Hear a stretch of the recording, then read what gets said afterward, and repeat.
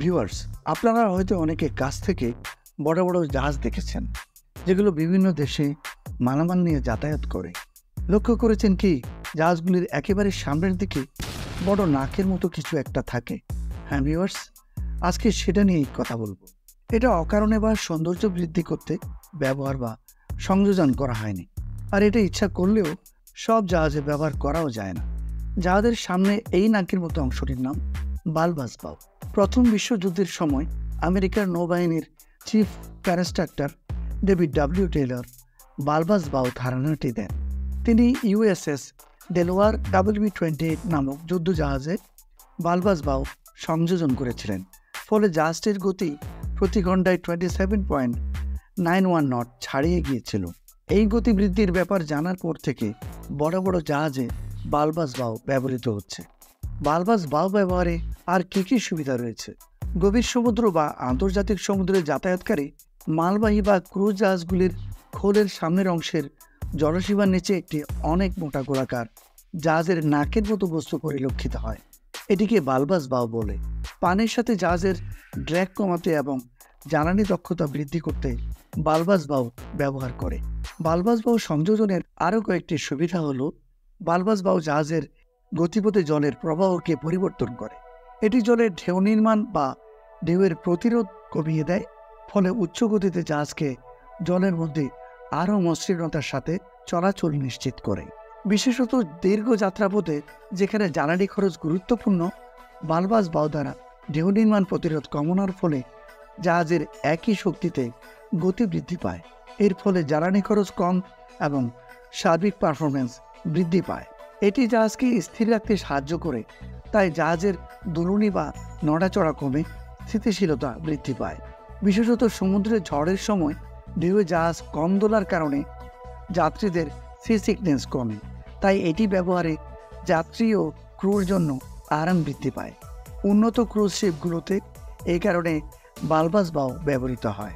বালবাস বাও জাহাজের গতিপথে জলের প্রবাহকে মসৃণ করে, তাই জাহাজ চলার সময় শব্দ ও কম্পন কম হয়, ফলে যাত্রীরা নিঃশব্দ আরামদায়ক একটি ভ্রমণ উপভোগ করতে পারে। তাহলে কেন সকল জাহাজে বালবাস বাও ব্যবহার করে না?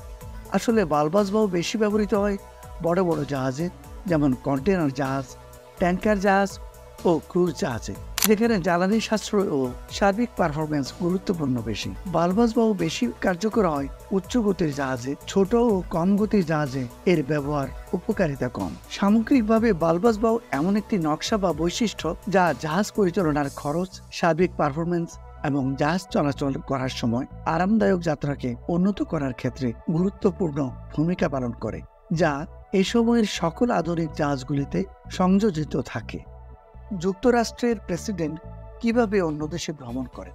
যুক্তরাষ্ট্রের প্রেসিডেন্ট যখন অন্য দেশে ভ্রমণ করেন, তিনি কি বাণিজ্যিক ফ্লাইটে ভ্রমণ করেন নাকি প্রাইভেট ফ্লাইটে ভ্রমণ করেন? দুটির কোনোটিতে ভ্রমণ করেন। তাকে এয়ারফোর্স ওয়ান ব্যবহার করতে হয়, যা আকাশে একটি বাংকারের মতো সুবিধা ও নিরাপত্তা দেয়। এর জন্য প্রেসিডেন্টের ভ্রমণ খরচ প্রতি ফ্লাইটে $350 মিলিয়ন। তিনি দ্য বিস্ট এবং পুরো মোটরকেট বা নিরাপত্তা মোটর বহন নিয়ে ভ্রমণ করেন। একটি বিশেষ cargo plane C-17 globe master ব্যবহার করে দ্য বিস্ট নামে দুটি অত্যন্ত সুরক্ষিত কাডিলাক লিমুজিন বহন করে নিয়ে যান। সাথে 40-50টি নিরাপত্তা গাড়িও নিয়ে যান। এটা করা হয় এই জন্য, প্রেসিডেন্ট আব্রাহাম লিঙ্কন কোনো দেয়ারক্ষী রাখতেন না, তাই এ সুযোগে জন উইলকস বুথ নামক আততায়ী লিঙ্কনের বুথে ঢুকে তাকে গুলি করতে সক্ষম হয়েছে। একইভাবে জন এফ কেনেডি যখন খোলা গাড়িতে ভ্রমণ করছিলেন, তখন তাকে হত্যা করা হয়েছিল। এরপর থেকে প্রেসিডেন্টের গাড়ি বুলেট প্রুফ এবং সম্পূর্ণভাবে ঢাকা থাকতে হয়। প্রেসিডেন্টের নিরাপত্তা মোটরকেট 40 থেকে 50টি গাড়ি নিয়ে গঠিত হয় এবং সবগুলোতে দুর্ধর্ষ গোপন সিক্রেট সার্ভিস এজেন্ট থাকে। প্রতিদিনের মোটরকেট পুলিশের গাড়ি বা মোটরসাইকেল আগে যায় এবং রাস্তাটি পরীক্ষা করে। দুটি প্রেসিডেন্সিয়াল লিমুজিন পরে অনুসরণ করে, একটি প্রেসিডেন্টকে বহন করে এবং অন্যটি সাধারণত খালি থাকে। প্রেসিডেন্টের গাড়িটি একটি স্পেশালি কাস্টমাইজড কাডিলাক লিমুজিন, যা 2018 সালে তৈরি হয়েছে এবং এটি একটি অপ্রবেশযোগ্য দুর্গের মতো। এই গাড়িটির ওজন 15,000 থেকে 20,000 পাউন্ডের মতো এবং এর জানালাগুলি 5 ইঞ্চি পুরু। গাড়িটির দরজাগুলি 8 ইঞ্চি পুরু এবং এর ওজন একটি বোয়িং 757 বিমানের দরজার সমান। গাড়ির প্ল্যাটফর্মটি একটি জিএমসি টপ কিক ট্রাকে নির্মিত হয়েছে, যা অতিরিক্ত স্থিতিশীলতা প্রদান করে, এবং ক্যাডিলাকের নিচে মোটা একটি ধাতব প্লেট রয়েছে যাতে কোনো বিস্ফোরণ এটিকে ক্ষতি করতে না পারে।